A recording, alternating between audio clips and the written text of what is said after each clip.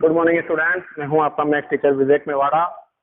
बेटा, chapter number 12 linear programming problem, जिसका question number 8 मैं आज आपको एक्सप्लेन करने वाला हूं। मैंने प्रीवियस वीडियो में आपको एलपीपी का कंसेप्ट समझाया था। कंसेप्ट वही रहेगा, कंसेप्ट में कोई भी चेंजेस नहीं होता है। और अब हम इसका क्वेश्चन नंबर 8 देखते हैं।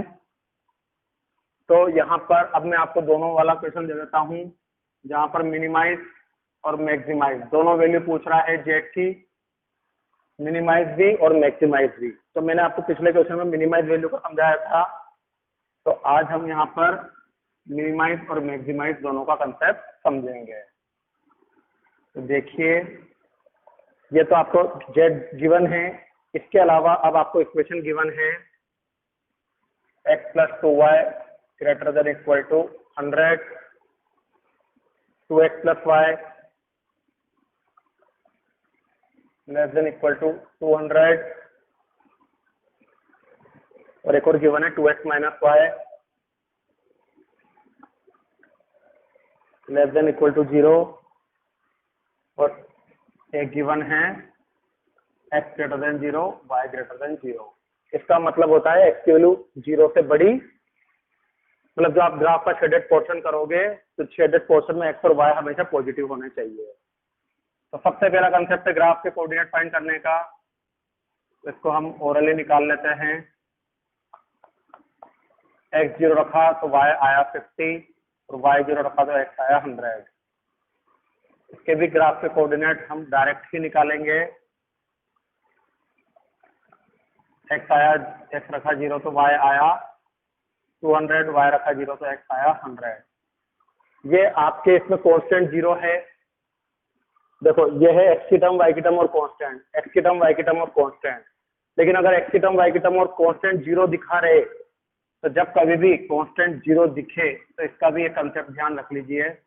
ये कंसेप्ट आपके बहुत काम आएगा, जहां पर आपको कांस्टेंट की वैल्यू 0 दे रखी हो। तो यहाँ पर आप फिक्स याद रख लीजिए, आपको हमेशा 0 1 2 रखना होता है। आप x रखो या y रखो, ये आपकी इच्छा है। जैसे मैंने यहाँ पर y बराबर 0 1 2 ले लिया, तो x बराबर कितना आएगा 0 2 4, 0 2 4। चाहो तो 10 ऐसा कर लो, इसको 10 तो ये हो गया 20, ये रखा 20 तो ये हो गया 40, जैसे आपकी इच्छा। तो अब मैं यहाँ पर अपना चेक करने का तरीका देख लेता हूँ। इसके लिए मैंने आपको बताया था 0 0, इसके लिए भी मैंने आपको बताया था 0 0। तो जब कभी भी x की टर्म और y की टर्म के साथ कांस्टेंट 0 होता है, तो चेक करने के हमेशा ये वाले कोऑर्डिनेट आप लेना। लेकिन अगर कांस्टेंट की वैल्यू 0 आ जाती है, कांस्टेंट की वैल्यू, तो चेक करने के लिए आपको हमेशा कोऑर्डिनेट लेना है। इसमें तो कोई सा भी एक ले लीजिए, 20, 10 ले लिया जाता है। 20, 10 ले लिया आपने, इस बॉक्स का कोई सा भी एक कोऑर्डिनेट। तो 0 0 पर चेक करते हैं। 0 + 0, तो 0 कभी भी 100 से बड़ा नहीं हो सकता। तो ये क्या स्टेटमेंट बना, फॉल्स। इस पर भी चेक करो, 0 + 0, 200 हमेशा 0 से बड़ा होता है, ये बना ट्रू। इस वाले में चेक करो, x की वैल्यू 20 रखी, y की वैल्यू 10 रखी, तो 0 कभी भी 30 से बड़ा नहीं हो सकता। तो ये क्या हो गया, फॉल्स। तो मैंने यहाँ पर चेक करने का कंसेप्ट भी लिख दिया है। अब बात आती है ग्राफ बनाने की और शेडेड पोर्शन करने की।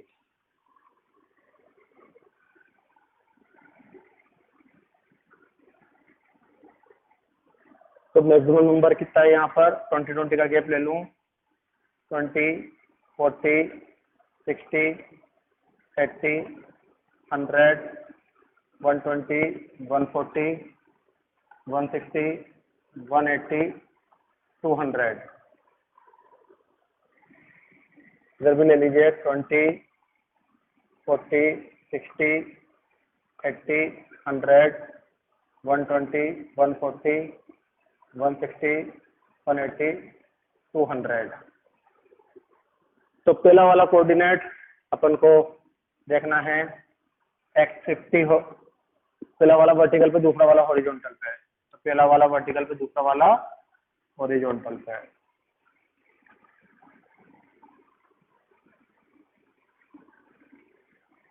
ये आ गई आपकी इक्वेशन नंबर 1।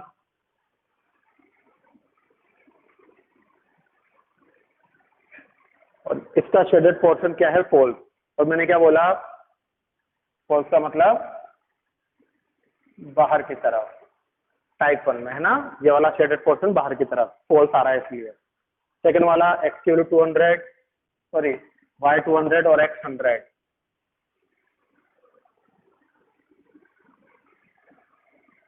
ये वाला पोर्शन क्या आ रहा है? पढ़ लीजिए ट्रू। तो ट्रू आ जाए मतलब अंदर की तरफ, मतलब ये वाला अंदर की तरफ, ट्रू मतलब 0 0 की तरफ। थर्ड वाला है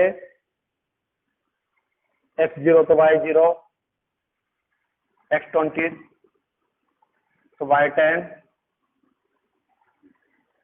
x40 तो y20। ये आया, ये कोऑर्डिनेट आ गया थर्ड वाला। ये बन गई आपकी थर्ड इक्वेशन, ये बनी आपकी सेकंड इक्वेशन। तो इक्वेशन 1 2 और 3 आ गया। थर्ड वाली इक्वेशन 20,0, देखिए किस पर चेक करी थी? 20,0, 20,10 पर। तो 20,10 यहाँ पर है, 20,10। तो 20,10 का मतलब हुआ 20,10 पर फॉल्स आ रहा है, मतलब 20,10 की तरफ नहीं है, ये आपके आएगी दूसरी तरफ, अपोजिट डायरेक्शन में।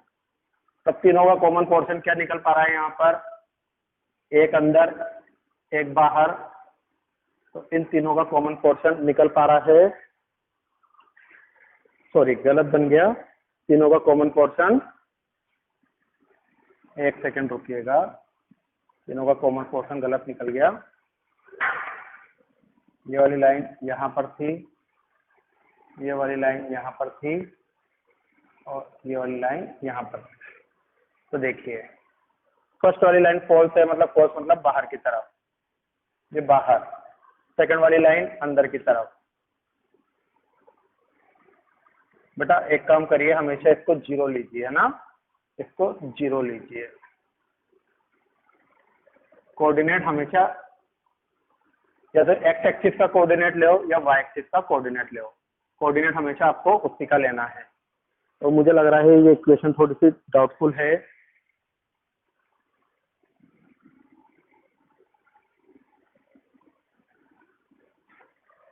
तो 20,0 पर ट्रू आना चाहिए था, 20,0 पर ये इक्वेशन ही गलत है, ये यहाँ पर ये ग्रेटर देन का साइन आएगा। क्या आएगा? ये ट्रू। 20,0 पर ट्रू आ रहा है, तो 20,0 कहाँ पर होगा? यहाँ पर। तो 20,0 की तरफ ट्रू आ रहा है, मतलब नीचे की तरफ। तो आपका शेडेड पोर्शन यहाँ पर ये वाला निकलेगा। कौन सा निकला? ये वाला आपका शेडेड पोर्शन निकला। इसको इरेज कर दीजिएगा, ये ऐसा कुछ भी नहीं है ना। अब ये कॉर्नर पॉइंट आपको पता लगाने हैं, एक को ए मान लिया, एक को बी मान लिया और एक को सी मान लिया। तो एक कॉर्नर पॉइंट तो दिख रहे हैं 100,0, 100,0। बी के और सी के कॉर्नर पॉइंट नहीं पता, तो बी के कॉर्नर पॉइंट बनेंगे, आपको कौन सी इक्वेशन को एलिमिनेट करना पड़ेगा? बी के कॉर्नर पॉइंट आपके आ रहे हैं 20,40। बी के कॉर्नर पॉइंट आएंगे बेटा आपको इक्वेशन 2 और इक्वेशन 3 को एलिमिनेट करके पता लगेगा, इक्वेशन 2 और इक्वेशन 3 को। तो इक्वेशन 2 है 2x + y = 200 और ये दे रखिए 2x - y = 0। 4x = 200, x = 50। तो b के कोऑर्डिनेट कितना आ रहा है? 50। x पे कितना आया? 50 और y कितना हो गया? 100। x 50 और y 100। ऐसे c के कोऑर्डिनेट देखिए कौन सी लाइन के इंटरसेक्शन से निकल रहे हैं? ये है आपके फर्स्ट वाली लाइन और ये है आपके थर्ड वाली लाइन। तो c हो रहा है फर्स्ट और थर्ड के इंटरसेक्शन से। तो फर्स्ट और third, equation first and equation third से आपके कोऑर्डिनेट निकलेंगे। x + 2y = 100 और 2x - y =